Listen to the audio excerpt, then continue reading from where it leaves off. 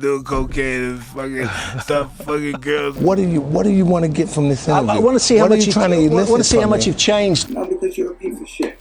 Mike Tyson just destroyed Jake Paul after he canceled the Gervonta Davis fight, and the fallout is nothing short of humiliating. Tyson ripped straight through the hype, exposing the fear and fragility hiding behind the YouTuber turned boxer's glossy empire. This was a knockout blow to everything Jake Paul claims to be.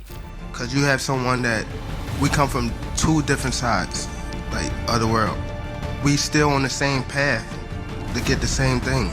The fight that everyone had been buzzing about, set for November 14th, 2025 at Miami's Kaseya Center, was suddenly canceled. Fans, media outlets, and even boxing insiders were left in total disbelief. Also, I was thinking too, maybe Tank isn't used to being the B-side of a fight. B-side, so everybody's working around his schedule, and now... Yeah, when you the A-side, you get to dictate things, you pick who you want, blah, blah, blah. Maybe he not used to being the B-side. This was the fight Jake Paul had spent weeks building hype, confidently claiming he could dismantle Gervonta Davis without breaking a sweat. He was acting untouchable, speaking as if he had already won before stepping into the ring. But that narrative came crashing down almost immediately, and Tyson didn't hold back in exposing the cracks in Paul's carefully crafted empire. The Jake Paul Tank Davis fight has officially been canceled. It is off. It is not happening on November 14th. The cancellation itself became a spectacle. Jake Paul publicly stated that he was withdrawing in respect of the ongoing legal complications surrounding Davis. So that fight that was supposed to go down with Jake Paul and Gervonta Tank Davis in Miami on November 14th is not happening. It has been canceled officially, and this comes, not too long after Gervonta Tank Davis was accused of assaulting a woman at a strip club. Man, you know what I heard? I heard that Gervonta Davis was being very difficult to work with, and Netflix was just waiting for a reason. According to Paul, he didn't want to be involved in a fight overshadowed by lawsuits, claiming it was about responsibility and strategy. He framed it as a smart decision, avoiding messy headlines, protecting the integrity of the sport, and maintaining a reputation as a fearless competitor who only steps into the ring on his own terms. Nigga, we on worldwide television. Can you fight this nigga talking mad? But Tyson saw right through it. The legendary heavyweight didn't mince words when addressing Paul's excuse. He called it hollow, fake, and a clear attempt to protect a fragile image rather than make a principled decision. Tyson pointed out what everyone was trying to ignore. Paul's empire, built on hype, social media dominance, and carefully managed PR, had never been truly tested against a world-class elite boxer like Davis. Tyson tore apart the idea that this was about respect. In reality, it was Paul underestimating the challenge, and more importantly, overestimating his own abilities. Well, he wants to make some money. No, I know he's a good showman. Fellow. Mike Tyson dismantled the entire narrative of Paul's invincibility. He highlighted the fact that most of Paul's wins, 12 in total with 7 knockouts, had come against non-boxers or crossover MMA fighters, opponents who couldn't match his weight class or technical skill. Even his most celebrated victory, the 2024 split decision over Tyson himself at age 58, was a highly debated result that benefited from spectacle more than skill. Tyson's point was simple. Jake Paul had never faced a true boxing nightmare, and Gervonta Davis, with his lightning-fast speed and knockout power, represented exactly that. AJ wanted to go through the motions, wrap the hands, and just gear up to what is... The absurdity of Paul's claim became even more obvious when you consider the numbers. Davis fights at lightweight, where speed and technical precision dominate. Paul, on the other hand, has mostly fought at cruiserweight or heavyweight, relying on power and size to overwhelm opponents. It was Jake Paul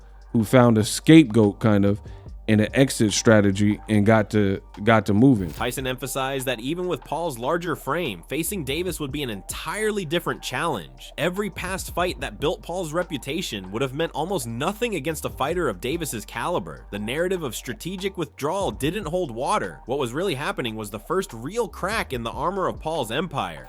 Well, what I'm saying is that I feel really good. Tyson also pointed out the emotional side of the situation. Fans had been hyped, tickets sold, media blitzed, all for a showdown that never happened. The sudden cancellation, masked as a noble act, sent shockwaves through the boxing community. Social media exploded with memes, debates, and hot takes. And in the midst of all that, Tyson's comments cut straight to the truth. Paul's bravado, his confident claims, and his larger-than-life persona were now under scrutiny. The fearlessness he tried so hard to project was being questioned, and the first real test of his career had been dodged. Not because of morality, not because of respect, but because the challenge was far greater than he had anticipated. You've got a very talented YouTuber that's built himself into a massive influence with huge following. Even the boxing world's insiders weighed in. The debate over who actually pulled out, the legal issues surrounding Davis or Paul himself, added fuel to Tyson's critique. By claiming the moral high ground, Paul appeared not only evasive but calculated in protecting the image of an empire that was flashy but fundamentally untested. Tyson framed it as a warning, not just to Paul, but to anyone watching. The boxing industry is unforgiving, and hype can only carry you so far. True skill, real danger, and the readiness to face them head-on are what separate fighters from celebrities. Jake Paul's rise, while impressive in terms of social media influence and promotional power, was built on a foundation that hadn't been tested under true pressure. This was about overconfidence, misjudgment, and the limits of a career engineered for spectacle rather than substance. Tyson's critique stripped away the veneer of bravado and exposed the vulnerability behind Paul's confident public image.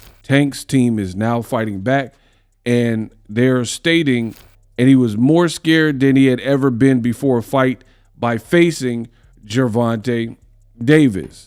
And speaking of that empire, let's talk about it. On paper, Jake Paul looked like a boxing powerhouse. 12 wins, 1 loss, 7 knockouts. But when you dig a little deeper, the picture changes. Most of his wins came against non-boxers, MMA crossovers, and mismatched opponents. His biggest victory, the split decision over Mike Tyson in 2024, looked impressive until you remember Tyson was 58, making a comeback that, while courageous, wasn't the same as facing a prime elite-level boxer. Paul's fights were marketed as huge events, hyped with media frenzy, flashy entrances, and social media campaigns. But when it comes to raw, technical skill, the cracks start to show. That's not right. But we were going to go on a other card somewhere. You wouldn't have really heard of the person we were going to fight, but cancellation exposed those cracks in a way no win ever could. Paul's weight advantage, which might have helped him against some opponents, was meaningless against Davis. Paul thrives in the cruiserweight and heavyweight categories, but Davis is a lightweight with lightning speed, knockout power, and the technical precision to dismantle anyone unprepared. Tyson emphasized that this was Paul's first encounter with someone whose skill set was entirely different from the spectacle fighters he'd dominated before. The narrative of fearless Jake Paul began to wobble, and even the most diehard fans had to pause and question, could Paul actually survive in a real boxing test?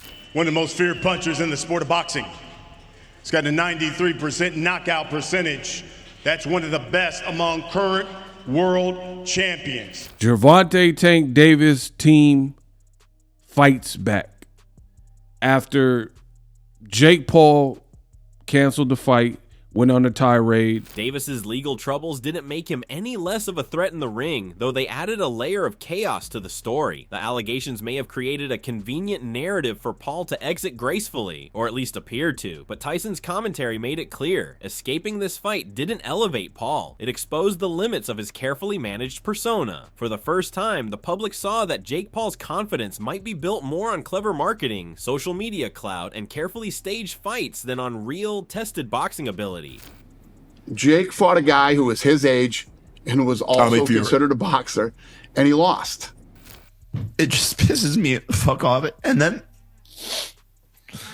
you're good. Take a break. Take a break. Yeah, take a break. The cancellation became a cultural moment in itself. Fans expressed outrage. Analysts dissected every statement, and social media ran wild with speculation. In the middle of it all, Tyson's words cut through the noise. Paul's bravado, his empire of hype, and his untouchable persona were suddenly vulnerable. The fight that never happened had done what no victory ever could. It peeled back the layers of the spectacle, revealing a fighter who had been protected by hype, not tested by danger. It was a perfect storm of chaos, curiosity, and critique. The hype collided with reality, the persona collided with skill, and Jake Paul's carefully constructed empire trembled in public view. And through it all, Tyson's voice served as a harsh but necessary reminder. Boxing isn't about image, it isn't about hype, and it certainly isn't about avoiding the real challenge. It's about stepping in the ring, facing the threat, and proving, without a camera, without a tweet, without a spectacle, that you belong there. So that fight that was supposed to go down with Jake Paul and Gervonta Tank Davis in Miami on November 14th is not happening. It has been canceled officially. Ends that already officially. The moment the cancellation hit, social media went absolutely berserk. Fans, analysts, and even casual observers couldn't stop debating the same question. Who really pulled out of the fight? Jake Paul or Gervonta Davis's legal issues? Twitter threads stretched for miles, TikToks exploded, and Instagram Reels chronicled every wild theory you could think of. Some fans were outraged, some were amused, and some just couldn't believe the drama had hit such fever pitch over a fight that never happened. Every statement from Paul's camp was picked apart, every vague tweet scrutinized, and every meme became its own commentary on the chaos. And yet, even in chaos, the anticipation didn't die down. In fact, it grew. People were now obsessed with what Paul would do next. Could he rebuild his image? Could he actually step up and face a real challenge? Or would the empire he had built on spectacle continue to wobble on shaky foundations? The pressure was palpable, and every move he made would now be scrutinized. Every press statement, every training video, every social media post was suddenly a litmus test for whether Jake Paul could survive outside of hype. It's Jake, it's consensual. Two consensual parties, Well, two you didn't women. say that word. No, I'm saying it's consensual. I'm saying these two women. So he paid women to beat on each other. Exactly. Looking ahead, the speculation about Paul's next fight on Netflix added another layer of intrigue. Rumored opponents included Nate Diaz, Francis Ngannou, Ryan Garcia, and Terrence Crawford. None of them were lightweight like Davis, but each posed its own unique challenge. The point was clear. The cancellation left Paul in a position where he could no longer rely solely on spectacle. Tyson's critique hung over him like a shadow, a reminder that every future fight would be measured against reality, not hype. The canceled fight became a symbol. Jake Paul's rise had been flashy, media-driven, and hyped to the max, but fragile. One canceled fight, one public takedown from a legend like Mike Tyson, and suddenly the veneer was gone. Tyson didn't just critique a fighter, he exposed the truth behind the empire, revealing that behind the theatrics and bravado, Paul's image was vulnerable. And now the boxing world and social media were watching, waiting to see if Jake Paul could survive the reckoning.